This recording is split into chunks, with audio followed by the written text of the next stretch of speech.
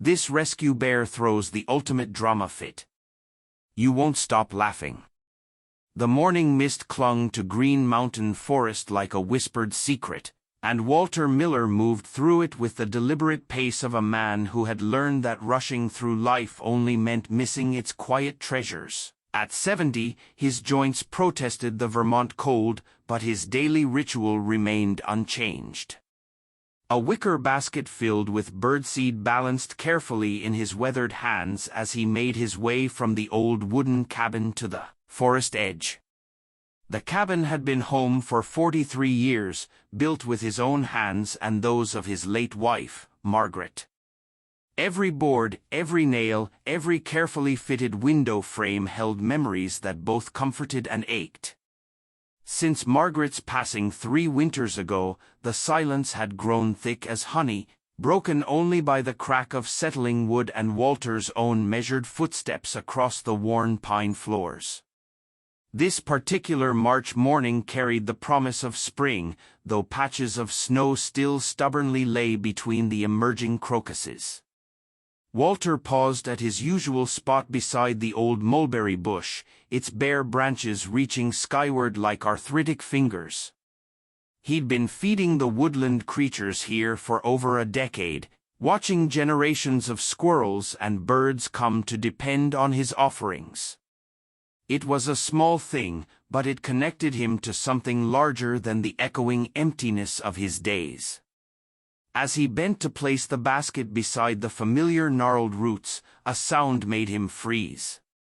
Not the cheerful chittering of squirrels or the rustle of leaves, but something softer, more desperate. A faint whimpering that tugged at something deep in his chest. Walter's knees protested as he lowered himself further, peering behind the mulberry's thick trunk. What he saw made his breath catch in his throat. 3 tiny black bears, no bigger than house cats, huddled together in a soggy pile of last autumn's leaves. Their fur was matted and wet, their small bodies shivering violently against each other. The smallest one's ribs showed clearly through its sodden coat. For a long moment, Walter simply stared. In all his years living on the forest edge, he'd seen plenty of wildlife, deer browse in his vegetable garden, raccoons raiding his garbage, even the occasional adult bear lumber past at a respectful distance. But never this. Never 3 helpless cubs, clearly abandoned, clearly dying. He looked around for any sign of their mother, though his heart already knew what his eyes confirmed.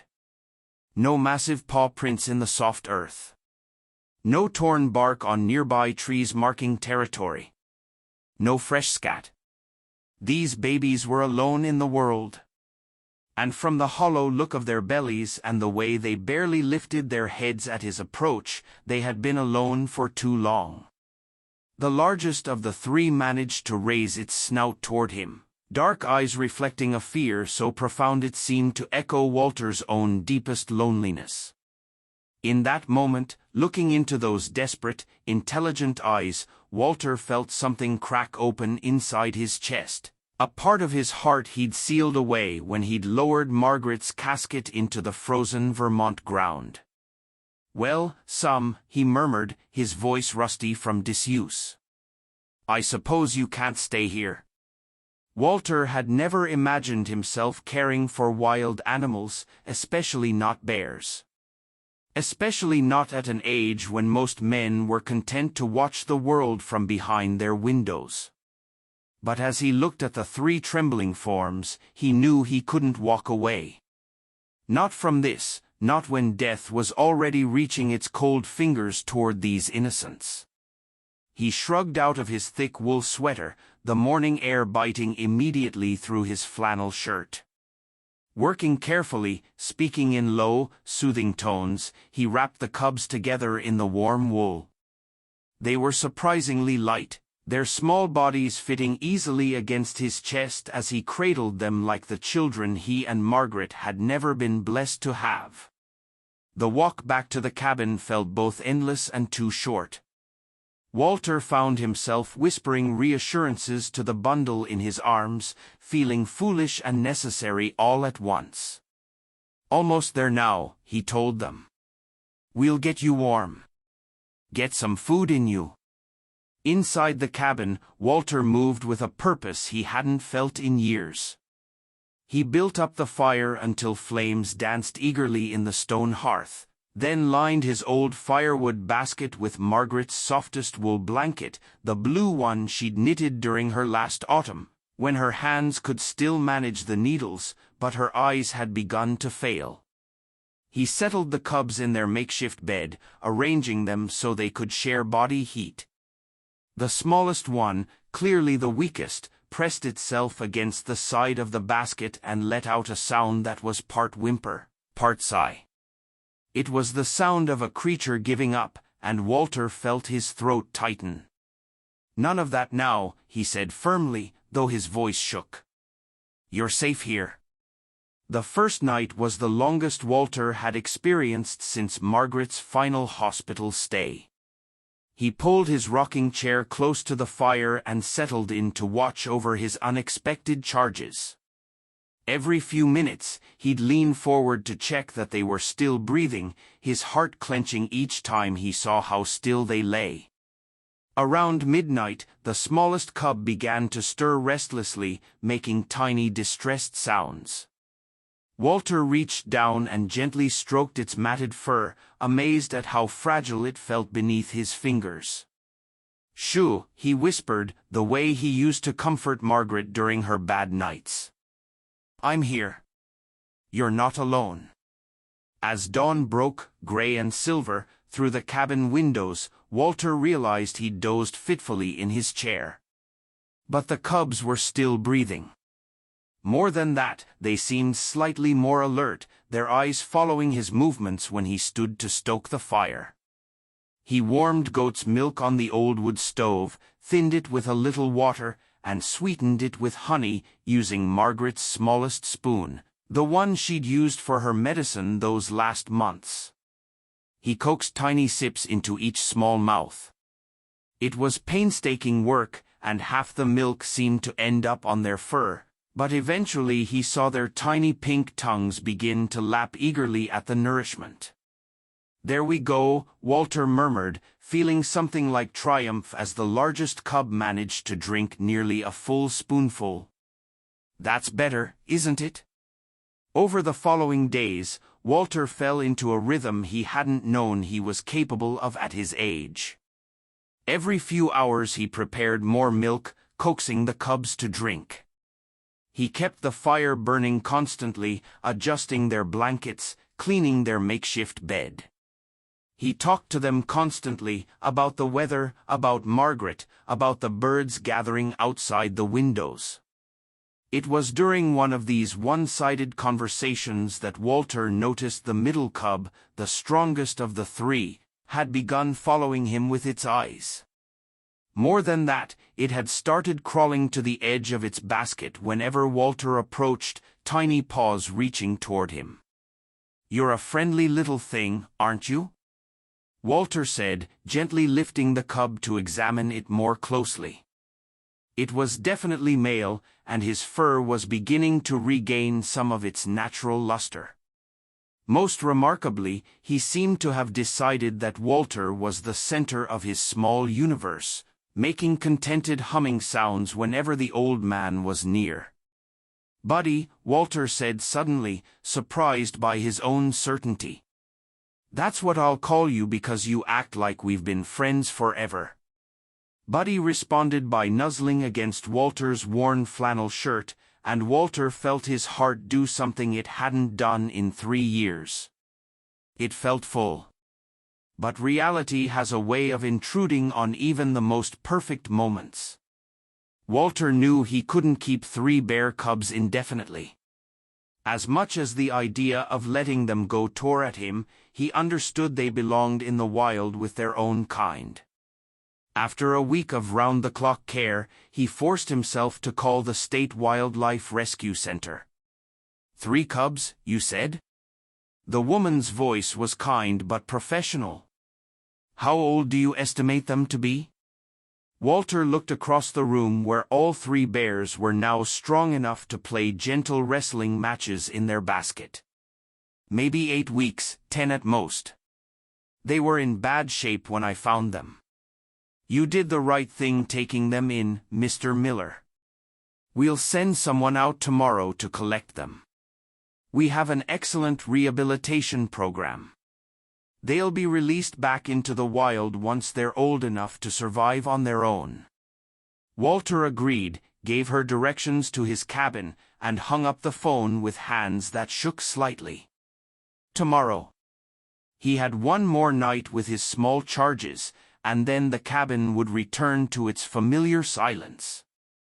That evening, as if sensing the approaching change, Buddy became unusually clingy. He crawled out of the basket and made his way across the floor to Walter's rocking chair, pulling himself up with tiny claws until he could rest his head on Walter's lap. His siblings soon followed, and Walter found himself with 3 small bears arranged around his feet like furry slippers.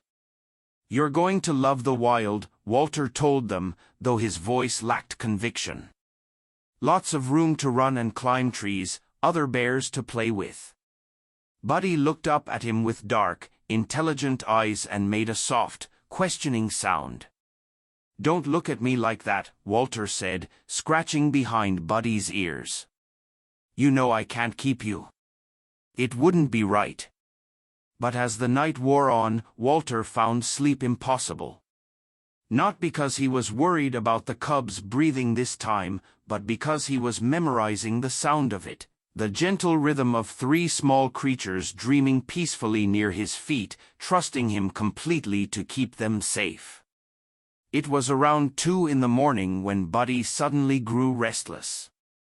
At first, Walter thought he was just repositioning himself for comfort, but then he noticed the small bear's breathing had become labored. Buddy's nose felt hot to the touch, and when Walter lifted him, the cub felt limp and feverish. Oh no! Walter whispered, gathering Buddy against his chest. Not now. Not tonight. Buddy's breathing grew more ragged, and his eyes seemed unfocused. Walter wrapped him in his own sweater and settled back in his rocking chair, holding the small bear close to his heart. Outside, the wind had picked up, rattling the windows and sending snow swirling past the porch light. For hours, Walter sat vigil, gently stroking Buddy's fur and humming the old lullaby Margaret used to sing when she couldn't sleep, Scarborough Fair. The melody drifting through the cabin like a prayer. Buddy's breathing would steady for a few minutes, then grow labored again, and each time Walter was certain he was about to lose this small creature who had somehow become so precious to him. Stay with me, Walter whispered into the soft fur. Don't give up now. As dawn broke through the storm clouds, Buddy's breathing finally evened out. His fever broke, leaving him weak, but clearly on the mend. Walter felt tears he hadn't shed since Margaret's funeral sliding down his weathered cheeks. When the rescue workers arrived later that morning, a cheerful young woman named Sarah and her bearded partner, Tom, met Walter at the door with a heavy heart. These must be our little patients, Sarah said, immediately kneeling beside the basket where the 2 healthier cubs were playing. They look wonderful, Mr. Miller. You've done an amazing job with them. Walter nodded, unable to trust his voice. Tom was already preparing a transport carrier, explaining how the cubs would be cared for and eventually released. It all sounded professional and proper, and absolutely right. But when Sarah reached for Buddy, who was still weak from his overnight crisis, Walter found himself stepping between them. This one, he said quietly. This one nearly died last night. I don't think he's strong enough for transport yet. Sarah examined Buddy with gentle, experienced hands. He does seem a bit weak, she agreed. We could leave him for another week or 2. Let him build up his strength.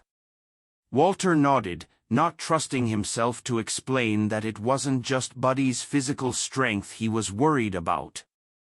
As he watched Tom load the other two cubs into the carrier, their confused whimpers echoing across the porch, Walter made a decision that surprised him with its certainty. "Actually," he said as Sarah prepared a smaller carrier for Buddy, "I'd like to keep him." The words hung in the cold air like visible breath. Sarah and Tom exchanged glances. "Mr. Miller," Sarah said gently, "I understand you've grown attached, but I'll get the proper permits," Walter interrupted. "I'll build whatever enclosures you require. I've got 40 acres here, most of it wooded. He'd have more room than some state parks." Tom scratched his beard thoughtfully. "It's not impossible," he said slowly. "There are precedents for licensed wildlife caregivers keeping non-releasable animals. The paperwork is extensive, and there would be regular inspections." Walter looked down at Buddy, who was pressed against his leg, making soft humming sounds. The small bear looked up at him with complete trust, and Walter felt something settle into place in his chest. "I understand," he said. "Whatever it takes." 2 hours later, Walter stood on his porch watching the rescue vehicle disappear down his long driveway, carrying two small bears to their future in the wild. Beside him, Buddy sat quietly, occasionally looking toward the retreating vehicle and making questioning sounds. "They'll be fine," Walter told him, though he wasn't sure if he was reassuring Buddy or himself. "And you'll be fine, too." "We both will." Buddy responded by climbing into Walter's lap as he settled into his porch rocker, curling up like a large, furry cat. For the first time in 3 years, Walter didn't hear the silence pressing in around him. Instead, he heard the steady breathing of a small creature who had chosen him as family, and the sound was better than any symphony he could imagine. That afternoon, Walter began making phone calls. The bureaucracy of keeping a bear, Walter discovered, was as complex as building the cabin had been 40 years earlier, but infinitely more frustrating. Forms arrived in triplicate from 3 different state agencies. Inspectors appeared at his door with clipboards and serious expressions.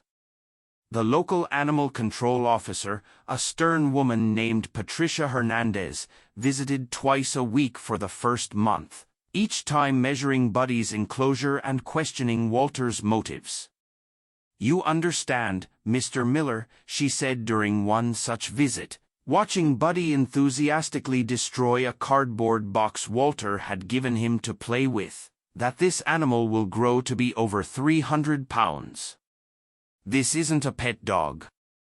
Walter, who had spent the previous evening researching bear nutrition and behavior until his eyes burned, nodded patiently. "I understand completely. That's why I've applied for the expanded enclosure permits." The enclosure he was planning covered nearly 2 acres of his property, running from the cabin's back porch to the edge of the natural forest. He'd hired a fencing company to install specialized panels designed for bears, 12 feet high with an inward-sloping top to prevent climbing escapes.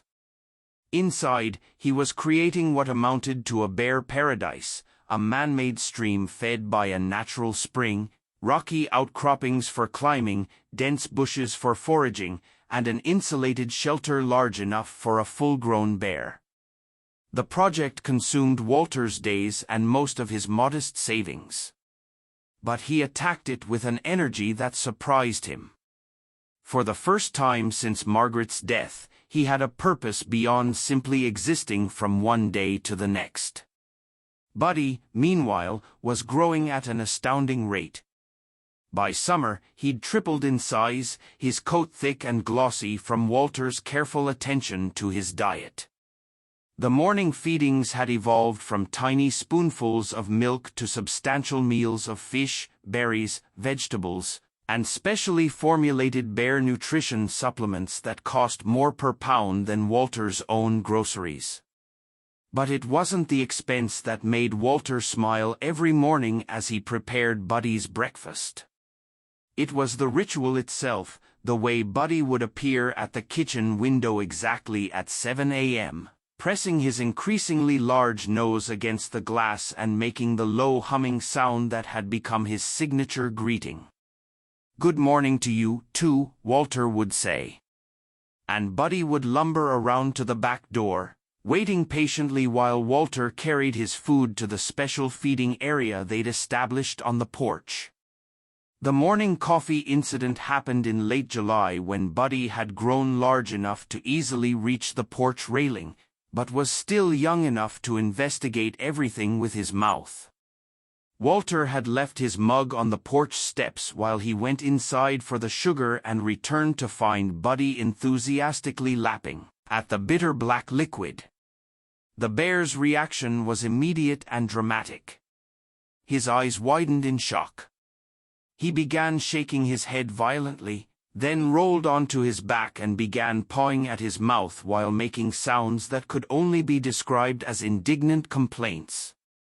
Walter laughed harder than he had in years, nearly spilling his own coffee as he watched Buddy's theatrical display of distress. "Serves you right," he managed between chuckles. "That's what you get for being nosy." Buddy responded by rolling right off the porch into Margaret's old flower bed, emerging covered in black soil and looking thoroughly offended. The sight of his dignified bear covered in dirt and making huffing noises of displeasure sent Walter into fresh peals of laughter. It was the kind of moment that would have been perfect to share with Margaret. And for the first time since her death, Walter thought of her without the crushing weight of loss. Instead, he felt her presence like sunlight, warm and approving, as if she were laughing alongside him at Buddy's antics. As autumn arrived and Buddy's enclosure neared completion, Walter began to understand the profound change that had occurred in his life. The cabin that had felt like a tomb for 3 years now buzzed with activity. Buddy had claimed the covered porch as his preferred napping spot, often sprawling across the entire space with his back legs hanging off one side and his head pillowed on one of Margaret's old cushions. The bear had developed distinct preferences and personality quirks that kept Walter constantly entertained. He loved having his ears scratched but would grumble if Walter stopped too soon. He was fascinated by the small television Walter kept in the kitchen, often pressing his nose to the screen during nature documentaries. He had claimed one particular wool blanket as his own and would drag it around the property like a security blanket. Most remarkably, Buddy seemed to understand Walter's moods with uncanny accuracy. On days when grief still caught Walter unexpectedly, usually triggered by some small reminder of Margaret, Buddy would appear at his side, gently resting his increasingly large head against Walter's leg and simply staying there until the sadness passed. The villagers' initial skepticism had gradually transformed into fascination. Word of Walter's bear had spread throughout the small community, and it wasn't uncommon for cars to slow down as they passed his driveway, hoping for a glimpse of Buddy. The local children were especially entranced, and Walter found himself hosting small, carefully supervised visits on weekend afternoons. 8-year-old Emma Patterson from down the road had become a regular visitor, arriving with her mother every Saturday with a bag of apples for Buddy. She had no fear of the young bear, chattering to him constantly while she tied colorful ribbons around his ears, transforming him into what she called a party bear. Buddy tolerated these fashion sessions with remarkable patience, even seeming to enjoy the attention. He would sit still while Emma decorated him, occasionally making his humming sound as she worked. When other children joined the visits, Buddy would carefully lie down so they could reach him easily, his massive paws gentle as he played with them. "He's like a big toy," Emma announced during one visit, having successfully tied 3 red ribbons and a small bell to Buddy's ears, except more fun because he can stand up and hug you. Walter watched these interactions from his porch, coffee cup in hand, marveling at the joy Buddy brought, not just to him, but to everyone who met him. The bear had become a bridge connecting Walter to his community in ways he hadn't experienced since Margaret's illness began, isolating them. Inspector Hernandez, during one of her final visits, found Walter and Buddy engaged in what appeared to be a serious conversation on the porch. Buddy was sitting upright, looking directly at Walter while the old man explained the proper way to open the gate to his new enclosure. "He actually understands you, doesn't he?" she said, her previous skepticism replaced by wonder. Walter nodded. "More than most people do. He's got opinions about everything, and he's not shy about sharing them." As if to demonstrate, Buddy turned toward the inspector and made a series of low grunts that sounded remarkably like a conversation. "I think he's telling you he approves of the new fencing," Walter translated with a grin. Inspector Hernandez shook her head in amazement. "In 20 years of animal control, I've never seen a bond like this. Your permits are approved, Mr. Miller, indefinitely." That winter was the first since Margaret's death that Walter didn't dread. Instead of endless, silent evenings, he had Buddy's constant companionship. The bear had grown enormous, nearly 200 pounds, but remained as gentle as he'd been as a cub. He spent most of his time in the completed enclosure, which he'd enthusiastically explored and approved. But the connecting door to the porch remained open so he could visit Walter whenever he chose. Their evening routine became sacred. After dinner, Walter would settle in his rocking chair with a book, and Buddy would arrange himself on the porch with his head resting against Walter's feet. The bear's breathing would slow and deepen, and often Walter would find his own eyes growing heavy as he listened to the peaceful rhythm. Sometimes Buddy would wake and position himself behind Walter's chair, carefully placing his massive paws on the old man's shoulders in what could only be described as a hug. Walter would reach up to pat those enormous paws, feeling the gentle strength in them and marveling at the trust that allowed such a powerful creature to be so tender. "You know," Walter would tell him during these moments, "Margaret would have loved you. She always said this place needed more laughter." Buddy would respond with his soft humming sound, and Walter could almost feel Margaret's approval surrounding them both. The second spring brought new visitors, wildlife photographers who had heard about the remarkable bond between an elderly man and his rescued bear. Walter was initially reluctant to allow the intrusion.